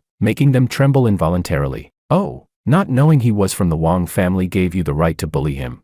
I don't understand, what exactly was your purpose when you first adopted him, Mr. Ito? Did you see him as a toy to vent your emotions on whenever you liked? Or did you see him as a living, breathing human being? Her words were razor sharp, just short of outright calling them social climbers and opportunists. Mr. Ito realized he had misspoken. I'm sorry, Miss Wang. I admit, after we found our biological son, Makoto, we wanted to make up for the years we missed with him. And yes, we neglected George Ito. No, George Wang. But Miss Wang, please try to understand us as parents. We just wanted to show our own son some love. We didn't do anything wrong. What's more, we raised George, supported him through college. Even if we didn't do it perfectly, at least we tried. Please, show us some mercy, and stop making things difficult for us. Listening to Mr. Ito's explanation, Alicia's face grew even more mocking. So the hardship you're referring to, Mr. Ito, is raising him as someone else's stand-in since childhood, beating and scolding him constantly, forcing him to become a replica of your biological son. Was the Ito family really so poor that you couldn't afford to raise 2 sons? Why did you have to make things so hard for my brother the moment you found your real son? Why take everything he worked so hard to earn and hand it to someone else? When my brother came home, our entire family welcomed him with love. But my parents never asked me to give up anything for his sake, because they understand that love isn't about sacrificing one person to fulfill another. You never treated my brother like your real son. You adopted him just to fulfill your own selfish desires. You're not worthy of being his parents. As her words fell, Mrs. Ito covered her mouth and began to sob. She wanted to say it wasn't like that. Back at the orphanage, there were more than a dozen children standing in a row, and George was the one who caught her eye. He was so hardworking, so considerate, never causing any trouble, but she couldn't say a word. Her mind was flooded with scenes of herself harshly scolding and insulting George. The door slammed shut. Mr. Ito lowered his head, overcome with shame. The other members of the Ito family wore equally complex expressions. Alicia looked furious, clearly. She had no intention of letting the Ito family off easily. They stood hesitating at the door, unsure of what else to do. Inside, Willow stood near a corner, having heard everything Alicia said to the Ito family. Her expression was conflicted. Everything Alicia said felt like it was directed at her too. Alicia glanced at her and said coldly, "Miss Lu, like I told you, my brother isn't here." Willow raised her head, her eyes pleading faintly. "Where is he? Just let me see him once." Alicia looked at the woman in front of her, silent for a long time. Back in the U.S., her brother had told her everything that had happened back home. She had made up her mind, she would protect her brother, and never let these people from back home disturb him again. But this Willow, she had been lingering outside her hotel for days, begging again and again to see her brother. Maybe they really needed one last meeting to truly bring everything to a close. With that thought, Alicia nodded. "I can take you to him, but whether or not he's willing to see you, that's up to him." Chapter 15. Alicia brought Willow aboard the private jet bound for the United States. As they boarded, Willow's expression was complicated. Once on the plane, surrounded by luxurious decor in every corner, she became visibly uneasy. Willow had grown up with a silver spoon in her mouth. In all of City A, when the Liu family spoke, no one dared contradict them, but that sense of superiority seemed utterly meaningless in front of Alicia. And George? What kind of life was he living now? The once proud heiress, Willow, for the first time in her life, began to doubt herself. After a long flight, the plane landed on a private airstrip in California's Bay Area. An impeccably dressed butler bowed respectfully to greet them. A chauffeur, driving a globally limited edition Rolls-Royce, took them through a sprawling castle estate where every inch of land was worth a fortune. Finally arriving at the garden where George was, the garden was filled with blooming tulips. A gentle breeze carried the fresh and soothing fragrance of the flowers. She saw George sitting on a swing, lazily basking in the sun with a cat curled up in his arms. Beside him, the billionaire chairman of the Tracy McGrady Group was personally grinding coffee beans for him. Meanwhile, the elegant and poised chairwoman was gently feeding her son homemade cookies. Under the warm sunlight, the smile on George's face was so dazzling and bright that even the vibrant tulips around him seemed to pale in comparison. Willow stood still, silently watching the scene before her, unable to snap out of it for a long time. George. How long had it been since she last saw him? How long had it been since she last saw such a genuine smile on his face? Her heart swelled with a mix of joy and longing. She felt as though something she had lost had finally returned. A smile gradually appeared on her face. She straightened her clothes, lifted her chin, and strode forward confidently. Perhaps George's identity had changed, but deep down, he was still the same George who had loved her for 11 years. "George." Willow called his name in the gentlest voice she had ever used. The moment I looked up, she had already walked up to me, arms outstretched, wanting to embrace me, but instinctively, I took a step back, avoiding her hug. Chapter 16. Willow's arms froze midair, and the smile on her face stiffened. I looked at the person in front of me, so familiar, yet so distant, and found myself momentarily dazed. I had thought I would never see her again in this lifetime. Alicia had left with my parents, Mr. and Mrs. Wong. They trusted I was capable of handling this on my own. In the vast garden, it was just me and Willow now. I sat back down on the swing, lazily stroking the cat in my arms, my expression calm and indifferent. Willow spoke to me in a tone softer than I'd ever heard from her before.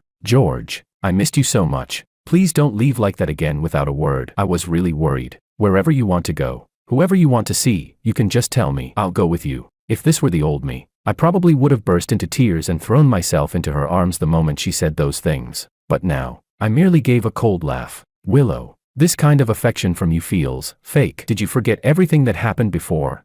Hearing me bring up the past, Willow realized I was still upset. She hesitated for a moment before lowering her head and apologizing. "I'm sorry, George. It was my fault. I know you were wronged. I ignored your feelings. Please forgive me." I found it laughable. Did she really think a casual sorry could erase all the pain she caused?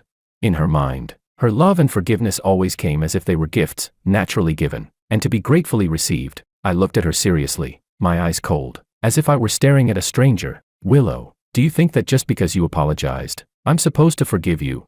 That just because you lowered yourself to come find me, I should follow you back without hesitation? That just because you say you love me, I should forget everything that happened, wipe the slate clean, and go back to being the same person who trailed behind you for 11 years?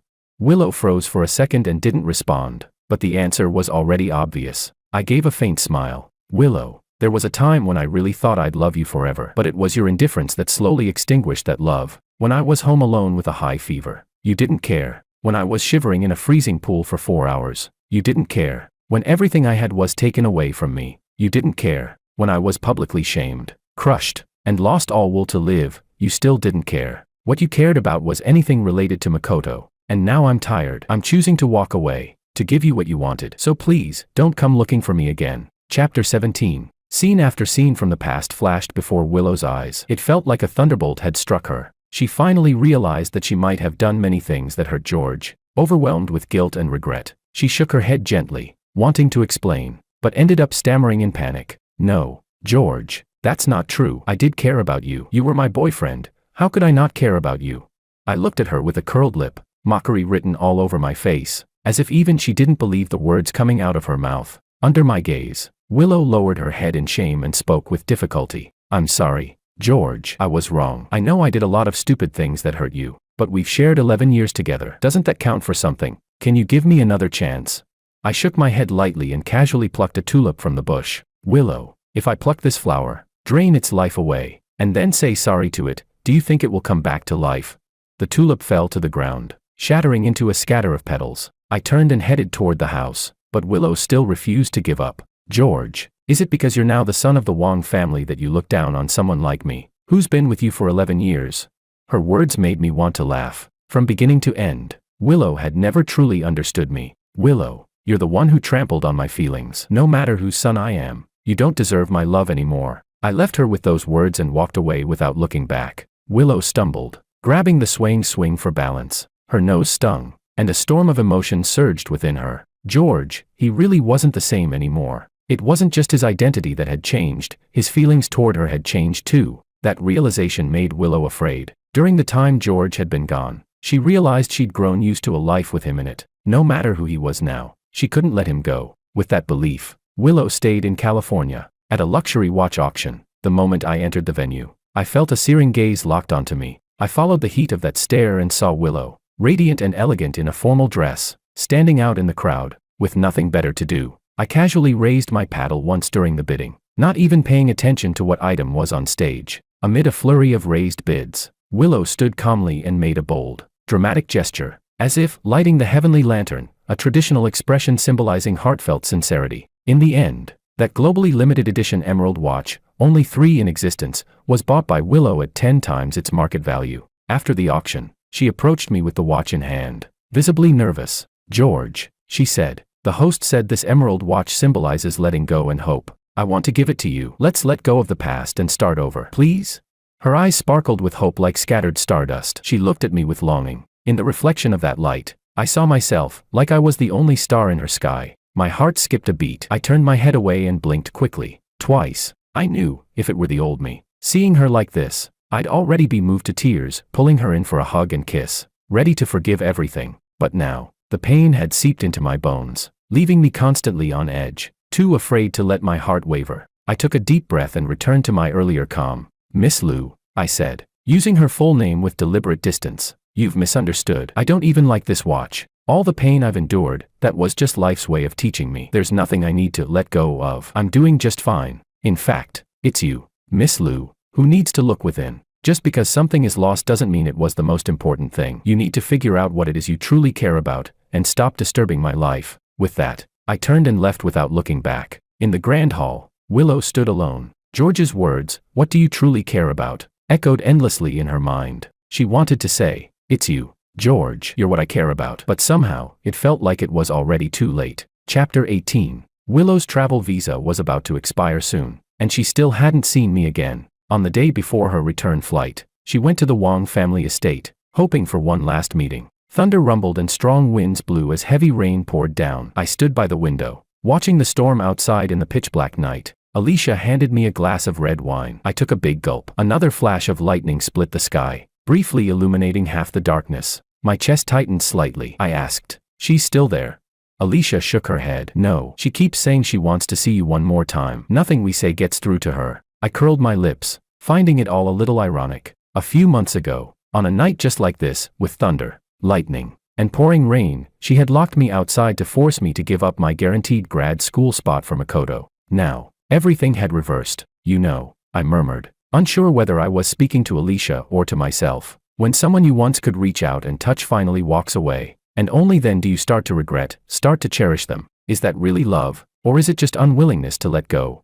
Alicia gave a mocking laugh. Whatever the reason, it's her own fault. I closed my eyes and waved her off. Send her away. I won't see her. The black Rolls-Royce pulled out of the estate and stopped in front of Willow. Her custom couture gown was soaked, and she looked nothing like the glamorous heiress she once was. The car door opened. With stiff limbs, she took 2 shaky steps forward. The smile she managed to force onto her face froze the moment she saw Alicia. "Where's George?" she asked. She couldn't believe he'd be so heartless, that he wouldn't even give her one last meeting. "Leave. He won't see you," Alicia said coldly. The woman who had stood tall for hours now suddenly lost all strength and staggered back 2 steps. "Why won't he even give me one chance?" Her voice was hoarse, barely audible. "Back when you locked him outside in the rain, forcing him to surrender, didn't you feel even a shred of compassion?" Alicia replied, her tone biting. Another bolt of lightning flashed, and Willow's body trembled slightly. Alicia looked at the disheveled woman before her with zero sympathy. "If you don't leave now, I'll make sure you never set foot in the US again." With that,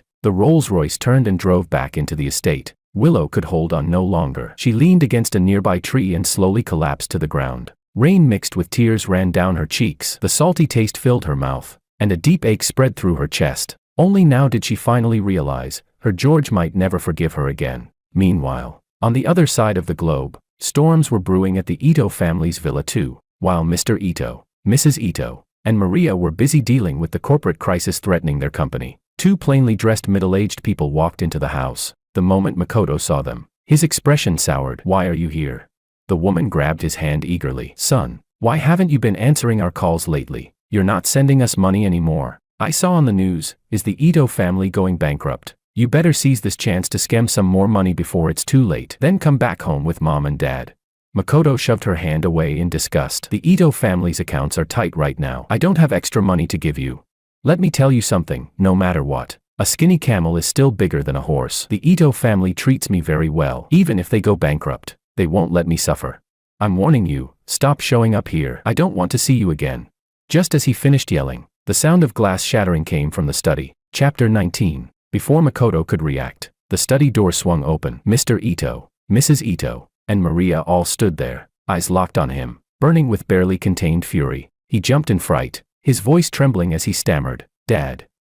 Mom. Sis, why are you home?" They had originally planned to go to the company, but Mr. Ito wasn't feeling well, so Maria had returned home to deliver some documents. None of them expected to stumble upon Makoto's well-hidden secret. Mrs. Ito couldn't control her emotions any longer. She stormed up to him and seized his arm in a death grip, her voice trembling with rage. "Who are they? Why are they calling you son? And what did they mean by scamming for money?"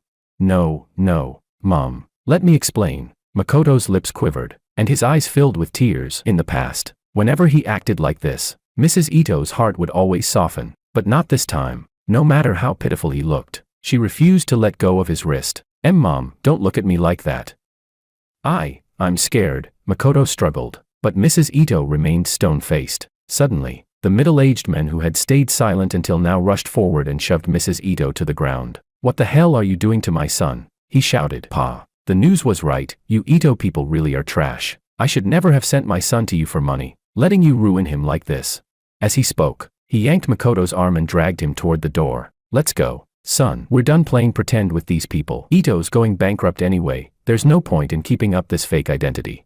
The words, pretending to be their son, sent the Ito family into a tailspin. Mr. Ito rushed to help Mrs. Ito up. Maria stepped forward to block the couple. Everyone was yelling, pushing, and shouting accusations, the entire room descending into chaos. Half an hour later, the police arrived. After hearing everyone's statements, they escorted the group to a hospital for a DNA test. The results showed that Makoto had no biological relation to the Ito family. He was indeed the biological son of the middle-aged couple. The men spat on the floor. "Told you, and you still didn't believe me. Idiots. Your real son was probably snatched by an organ trafficking ring, long dead by now." Only then did the Ito family learn that, when the real Makoto had been kidnapped, this couple had witnessed the incident. At the time, their region was plagued by child abductions, with rumors tying them to a horrific underground organ trade network. Too afraid to go to the police, the couple instead picked up a jade thumb ring the real Makoto had dropped while struggling. Years later, they saw Ito family's persistent, missing child announcements. Tempted by money, they sent their own son to the Ito family and had him pretend to be Makoto. Because the fake Makoto could vividly describe the day he was supposedly abducted, and had the thumb ring to prove it, the Ito family didn't suspect a thing. They completely forgot to conduct a DNA test. Once Makoto grew accustomed to the easy life of a wealthy heir, he tried to cut off ties with his real parents, refusing to send them money or answer their calls. Frustrated and impatient, the couple came to the house themselves, and the truth was finally exposed. Upon learning the full truth, Mrs. Ito collapsed to the ground, clutching her chest in shock. Mr. Ito, consumed by rage, grabbed a surgical scalpel from a nearby nurse and lunged toward the fake Makoto. "You bastard! How dare you lie to me? You schemed your way into my home and turned everything upside down. My Makoto is gone. My George is gone. I'll kill you myself." Chapter 20. Mr. Ito stabbed the fake Makoto. Though the injury wasn't fatal, the act of assaulting someone in front of police officers was serious. He was arrested on the spot. By the time Willow returned to her home country, the news about the real and fake heirs of the Ito family had already blown up across the internet and media. She felt dazed. Makoto was fake. Then all those conflicts between him and George, were they real or fabricated? Eager to uncover the truth, Willow tracked down the fake Makoto's current address and went to confront him in person. In a dim, narrow alleyway, the fake Makoto was barking orders at his biological mother. "Over here, clean this part properly. What's wrong with you? Can't even handle a bit of housework. The Ito family's maids were better than you. And what's this slop you made? It's disgusting. I want seafood." The woman froze under his yelling, stunned and speechless. After a while, she couldn't help but respond quietly. "Son, this is all we can afford. You're not the Ito family's young master anymore. Stop being so picky." Furious, the fake Makoto smashed a cup and pointed at her, cursing, "You old hag, what nonsense are you spouting? If it weren't for you two, would I be like this? Let me tell you, once Willow comes back, she'll take me away for sure. Do you know the Liu family? They're even richer than the Itos." His mother looked doubtful. "Son, are you serious? That Liu girl, will she really give you money?"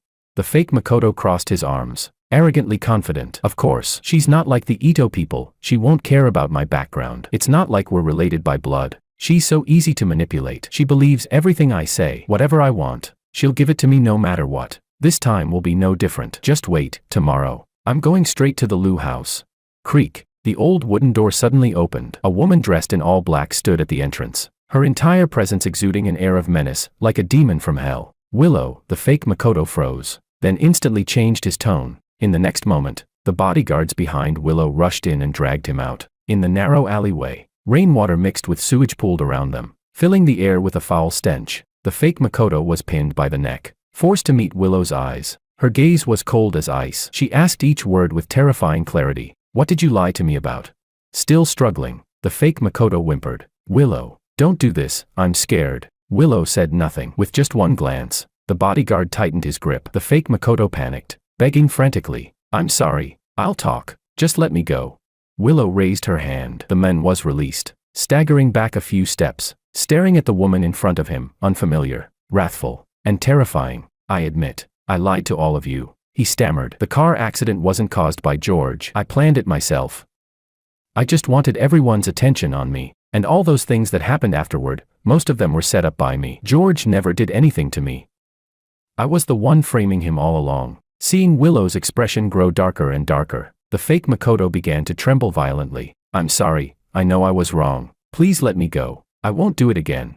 Hearing the truth from his own mouth, Willow didn't feel surprised, just deeply, bitterly amused. Makoto was pathetic. The Ito family was pathetic. And she was the most pathetic of all. She had known George for 11 years, yet when conflict arose between him and someone else, she hadn't hesitated to trust the other person. She should have been the one who knew George best. But she never gave him trust, never gave him respect, never gave him understanding. Willow's eyes turned red, her gaze drilling into Makoto as though she could burn a hole through him. Her entire body radiated killing intent. Only now did she finally realize just how terribly wrong she had been. Chapter 21. Frightened by Willow's madness, the fake Makoto dared not say another word to her. He stumbled away in panic and fled. Willow stood in the curtain of rain, the fury and pain in her eyes refusing to fade. She knew she had lost her mind, but she had already lost the person she loved the most, George. Nothing else seemed to matter anymore. Half a month later, the fake Makoto's biological father was lured into gambling by someone. Their already impoverished family crumbled further under the weight of enormous gambling debts.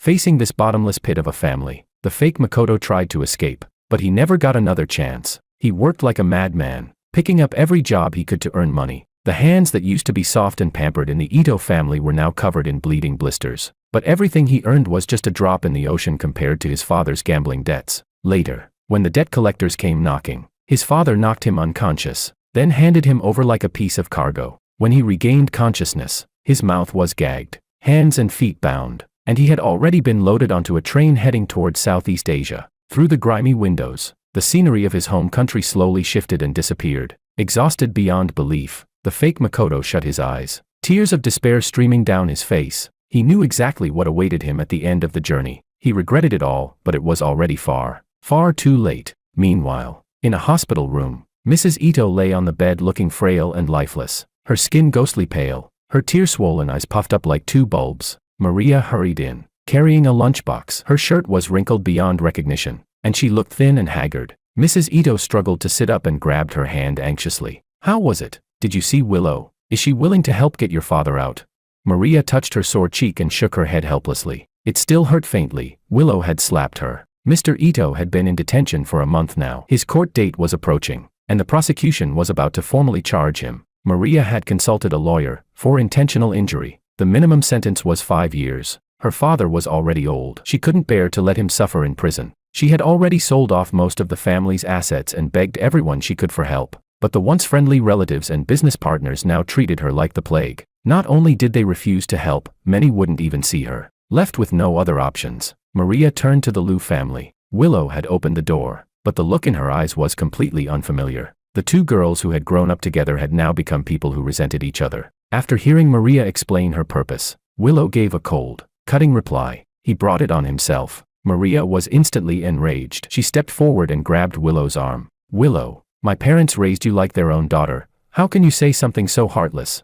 Willow met her gaze without the slightest hint of hesitation. "Isn't it the truth?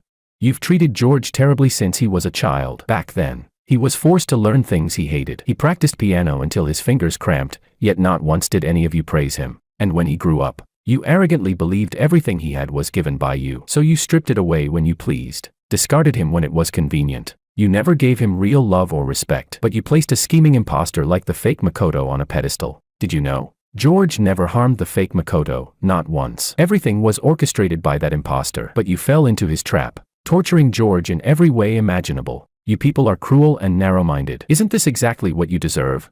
Hearing such brutal words coming from her best friend's mouth, Maria trembled with rage. She shouted, "You're blaming us. What about you? Willow, are you any better?" Willow, who had suppressed her emotions for too long, was done holding back. She raised her hand and slapped Maria across the face. The two of them fell into a scuffle. Maria, exhausted from days of running around and far from a match for Willow, took several hard slaps to the face before being thrown out of the villa. Mrs. Ito saw the swelling and redness on her daughter's face and instantly guessed what had happened. Maria choked through tears, finally telling her the truth she had learned from Willow. "Mom, George never tried to hurt anyone. All this time, we misunderstood him." Upon hearing this, Mrs. Ito buried her face in her hands and burst into uncontrollable sobs. "It was us who misunderstood George. We're the ones who hurt him. It's all our fault." Chapter 22. In the detention center, Maria supported Ito's mother as they waited for a long time. Finally, a frail figure emerged under the escort of a prison guard. She could hardly believe it. The hunched old man in front of her was her father. Ito's father had gray hair, looked much thinner, and had a few bruises on his face. Seeing this, Ito's mother immediately broke down in tears. Through the glass, she tried to reach for his hand but couldn't get close enough. Maria choked up as she picked up the phone. "Dad, are you okay? How did you get so thin? Has someone been bullying you?"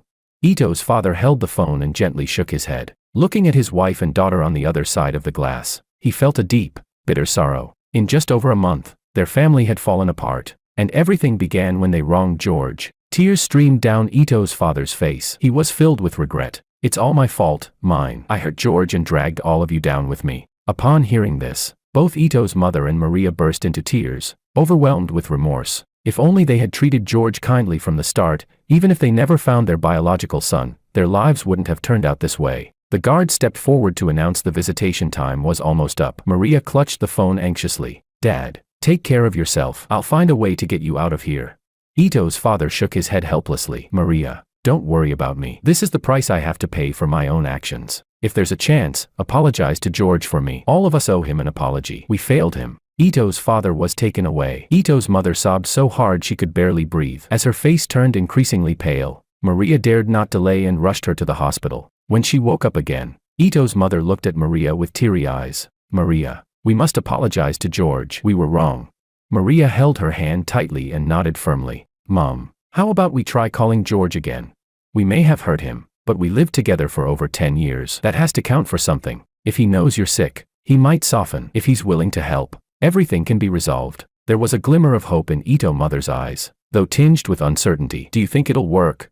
Maria held her hand tighter, encouraging her. Yes, Mom, let's give it a try. George's old phone number had long been disconnected. It took Maria a great deal of effort and connections to finally get his new number from a college roommate. She dialed the number. It rang for a long time before someone picked up. Hello. That familiar voice came through the receiver, and Ito's mother immediately felt a sharp ache in her chest, her eyes welling with tears. George, she said with a trembling voice. It's Mom. Are you doing well? I froze for a moment, then suppressed the politeness in my tone and responded coldly. My mother is the wife of the chairman of Tracy McGrady Corporation, Mrs. Ito. Please don't mistake me for someone else. Ito's mother felt a stabbing pain in her chest from his icy voice. Pressing a hand to her heart, she trembled as she spoke. George, what happened in the past was our fault. We know we were wrong. George, things at home are a mess. Your father's in trouble, and I'm sick. The doctor said I may not have much time left. Please, for the sake of the years I raised you, would you come see me?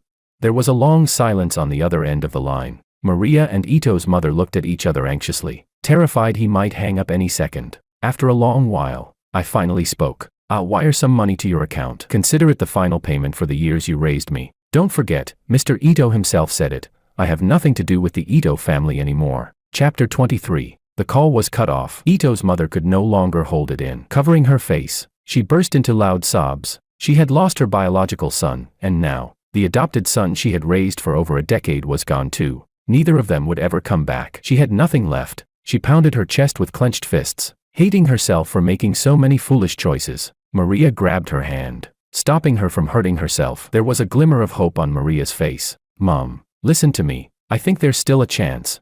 What? Ito's mother looked up through teary eyes, confused. Mom, I just got a bank notification. George transferred us money, $10 million. Who pays $10 million just for child support? That money isn't just to sever ties, he's helping us through this crisis. Didn't you hear how he's still bitter about what Dad once said? That means he still cares. I told you, George isn't the kind of person who's cold-hearted. As long as we sincerely apologize, and with our current miserable situation, he's bound to soften. Ito's mother wiped her tears and glanced at the bank balance. Maria's words did make sense. What they didn't realize was that to the George of today, $10 million was nothing more than pocket change. Hope welled up in Ito's mother's eyes again, and she quickly grabbed Maria's hand. Maria, we'll apologize to George, with the most genuine apology we can offer. We'll go to the media, tell the truth about everything from the past, and clear George's name. Then you fly to the US, no matter what it takes, beg on your knees, prostrate yourself if you have to, just get George to forgive us. His biological parents control a massive financial empire. If he's willing to speak up for your father will be spared prison, and the Ito family could make a comeback. Maria nodded vigorously, as if she could already see that day arriving. Don't worry, Mom. I'll make sure George feels our sincerity, she said firmly. 2 days later, on a rainy day, Maria boarded a flight to the United States. Her heart was full of hope. She kept rehearsing what she would say to George when she saw him, though those lines had been written in advance. Her regret was real and raw, especially after learning that the younger brother she had always favored turned out to be a fraud using a false identity. Maria's heart turned cold. These past days, even in her dreams, she regretted not trusting George more back then. He had always been so kind and sensible. With these thoughts in mind, Maria drifted off to sleep on the plane. In her dreams, the whole family was happily celebrating George's birthday together. But the beautiful dream was shattered by violent turbulence. Maria felt the whole aircraft shaking. A trembling voice came through the intercom. Ladies and gentlemen, our plane has been struck by lightning. The power system is malfunctioning. Please fasten your seatbelts, put on your oxygen masks, and await further instructions. Maria's heart started pounding uncontrollably, and her vision quickly turned pitch black. In the darkness, she felt a weightless despair. Just before she completely lost consciousness, Maria silently whispered in her heart, George, I'm sorry. I may never get the chance to tell you face to face how sorry I truly am. Chapter 24. News that a commercial airliner flying from City A to Country C had crashed after being struck by lightning quickly spread across the globe. All 163 passengers on board perished. There were no survivors. When I saw the news, I had just received a video message from a college classmate. I didn't know Maria was on that flight, so I swiped away the headline and clicked on the video. In the footage, Maria and Mrs. Ito bowed repeatedly to the camera. They said they had been deceived by a malicious person and had wrongfully accused their son George. They said George had never hurt anyone, never cheated on exams, never plagiarized anyone's research. George was a diligent, kind, and sincere young man. More and more messages popped up on my screen. George, do you feel a little better now? Sigh. They were deceived too. It's all that fake Makoto's fault. The school forum is blowing up with this video. Everyone knows the truth now. Many are apologizing for the things they once said about you. I lightly typed a few words into the screen. It's all in the past. I'm fine. Though I said I was fine, a dull ache still lingered in my heart. Those painful, suffocating experiences felt like they had just happened yesterday. No matter how generous I tried to be, I could never truly forgive the Ito family. Perhaps never seeing them again in this life was the best possible ending between us. Out in the garden, Alicia glanced down at her phone, then looked toward George inside the house. Should we tell my brother that Maria from the Ito family was on that plane? Mrs. Wang shook her head. There's no need. Love or hate, it's all in the past now. There's no point in letting him know. Back across the ocean, in a hospital, Mrs. Ito stared at the door of her hospital room from morning until night, hoping to see Maria or George appear. Her phone rang. She picked it up. On the other end was the solemn voice of the airline company. Ma'am, we regret to inform you that your daughter Maria passed away in the crash. Mrs. Ito couldn't believe her ears, her voice trembling. She asked again to confirm. Moments later, a gut-wrenching scream erupted from the hospital room. My child. The heart monitor blared with piercing alarms as doctors and nurses rushed into the room. The patient is in shock and has lost consciousness. Prepare the emergency room, quickly. Maria's funeral, organized by the airline, was sparsely attended. Willow, dressed in black, walked into the funeral home. Seeing the familiar face in the black and white portrait, emotion surged through her. Lately, she had been plagued by nightmares of George, of Maria, of Uncle and Aunt Ito. Once upon a time, she had regarded them as her dearest friends and family. Now, everything had changed beyond recognition. The Ito family company had gone completely bankrupt. Mr. Ito was sentenced to 5 years in prison for intentional assault. Maria's body was never recovered. Mrs. Ito, unable to cope with the grief of Maria's death, lost her mind. Willow felt it was all karma. George had once been pushed to the brink by them, standing alone on a rooftop, ready to end his young life. Now, those who had hurt George were being punished, one by one. Willow didn't know if she would be next. She was afraid, anxious, but above all, she was filled with regret. Chapter 25. After returning from the U.S., Willow tried hard to adapt to life without George. Day by day, time passed, but her longing and care for George only grew heavier, to the point where it became suffocating. Willow didn't want to let go. She wanted to take one final chance for herself. She applied for graduate school in the U.S., thinking that if she could be closer to George, show up in his life often, make him feel how much she cared, just like he used to follow behind her all the time, maybe, just maybe, there would come a day when he softened. On her first day landing in the U.S., Willow went to George's university. I had switched majors but was still attending one of the top universities in the country. When I saw Willow, I froze for a moment. Everything that happened back in City A felt like it had happened a long, long time ago. So long that I had almost forgotten what Willow looked like. I still smiled, chatting with my friends nearby, ignoring the hand she raised to greet me, brushing past her like we were two strangers on a college campus. A wave of disappointment washed over her. Willow's hand froze midair, and her heart felt unbearably hollow. But Willow didn't give up. Even though George never paid her any attention, she continued to appear in every corner of my life. When I got coffee, she would be there, sitting in the corner of the cafe, ordering the exact same drink, learning my current preferences. When I studied at the library, she would take a seat across from me with a book, her eyes seemingly on the page, but her attention never left me, not even for a moment. In the 3rd month of Willow trailing after George, I finally stopped and looked at her. That familiar gaze made Willow's heart flutter with hope. She thought her persistence had finally paid off. I walked up to her and said, without a hint of expression, Willow, haven't you had enough? What's wrong with you? Why have you turned into a stalker? This version of you really disgusts me. It was like being thrown into an icy abyss. The boy who once had eyes only for her was now saying, you disgust me. Willow's eyes turned red as she looked at me with pleading eyes. George, I'm sorry. I didn't mean to disturb you. It's just, I missed you so much. These days without you, I've been like the walking dead. I can't eat. I can't sleep. I'm in so much pain. George, only when I see you do I feel like I'm still alive. George, please, give me another chance. Just one more. Hearing her desperate plea, I felt nothing. My calm, emotionless gaze made Willow feel a wave of panic. She fumbled in her pocket and pulled out a small ebony ring, looking at me carefully. "George, do you remember this? You carved it by hand for my 20th birthday. You said you'd use it to bind me to you, and that we would never." Before she could finish, I snatched the ring from her hand and, without hesitation, threw it into the nearby artificial lake. "Willow, wake up, the ring is gone. There's no us anymore." Willow's breathing turned rapid. She lunged toward the railing by the lake, glanced back at me once, and, without a second of hesitation, jumped in. In such a vast man-made lake, trying to find a small ebony ring was nearly impossible, but Willow refused to give up. She swam back and forth in the lake, not missing a single patch of waterweed, not skipping over a single crevice.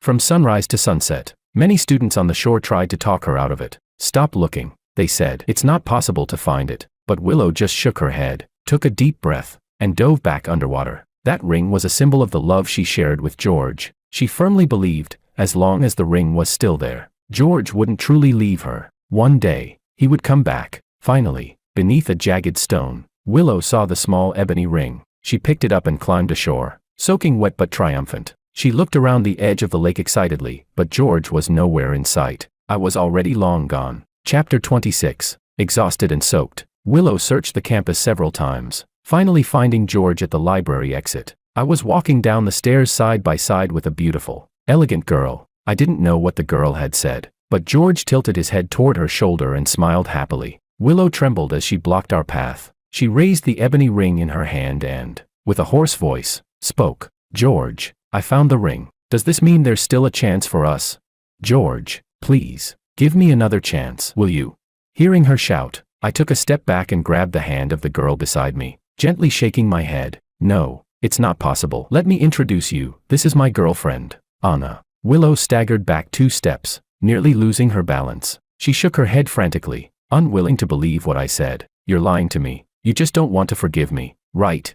I didn't answer her. Anna, in a clear act of claiming her territory, intertwined her fingers with mine and pulled me away from this unpleasant scene. Only when I was sure that Willow wasn't following us did I let out a long sigh. Phew, she shouldn't bother me anymore. As I was speaking, I suddenly realized I was still holding Anna's hand. I quickly stepped back and thanked her. "I'm glad I ran into you today. Thank you for being my shield." Under the moonlight, Anna Sue looked at me with gentle eyes. "I should be the one thanking you. It's my honor." Her words, laced with an ambiguous undertone, caught me off guard. I instinctively looked down, avoiding her gaze. The Sue family and the Wong family are business partners, and Anna was someone my mother introduced to me. My mother hoped I could move on from the shadows of my past. I knew her good intentions and didn't refuse. Anna was from a similar family background, and she was gentle and polite. I had a good impression of her, but hadn't considered developing a deeper relationship. While I was lost in thought, Anna took a step forward and closed the distance between us. "George," she gently called my name. "Do you know, when I saw Willow just now, I was more panicked than you."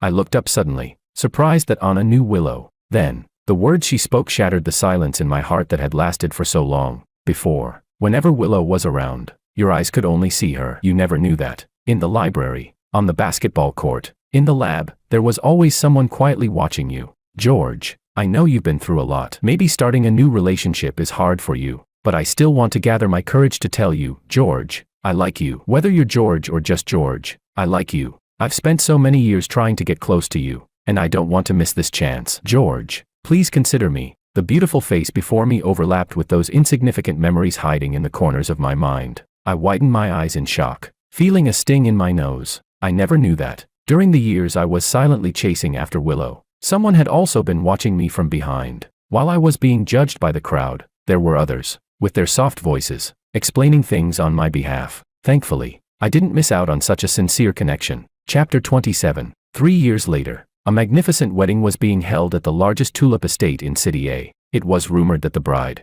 Anna, the powerful figure of a global energy conglomerate, had a deep fondness for tulips. The groom, George, the general manager of the Tracy McGrady Corporation, had specifically returned to the country a year in advance to purchase this estate and plant a full garden of tulips for his bride. They had already held a globally watched wedding in the United States, but this small wedding reception held in Anna's hometown of City A still left every guest in attendance speechless. Many of the city's elite were present, this being their closest chance to get near these two heirs of massive conglomerates. Willow was naturally among them. Watching the groom in a stunning custom-made suit, standing out like a dazzling star, Willow felt as though she were in another world. She could barely remember the last time she had seen George. 3 years ago, She had desperately pursued George on an American campus. At first, she had thought Anna was just a shield he used, but later, she watched them enter and leave together, growing closer each day. One evening, in the dim corner of a quiet night, she saw them kissing under the moonlight. In that moment, Willow lost her breath. She clearly heard the sound of her soul leaving her body. The pain of being torn apart spread through her entire body. She collapsed onto the ground,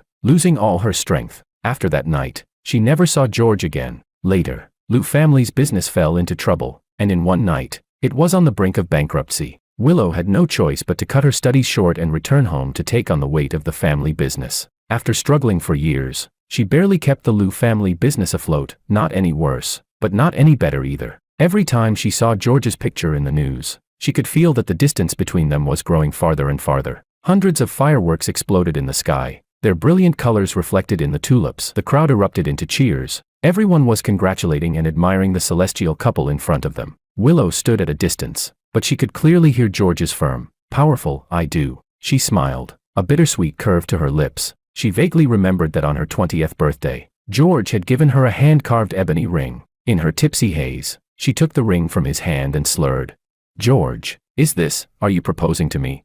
He blushed, lowering his head and unable to look at her. Willow, enchanted, made her first promise to him. "Who says the man has to do the proposing? I'll propose to you, George, one day. If I propose to you, what would you say?" She teased him. His soft voice brushed past her ear as he replied, "I do, just like today, I do." Willow slowly stepped away from the crowd, walking toward the distance. It was a beautiful day, the sunlight warm and gentle, but to her, it felt painfully sharp. Tears seemed to rise in the sunlight, and even though Willow stood in the warmth, she shivered. The summers of love and hate, the summers that had once been, could never return.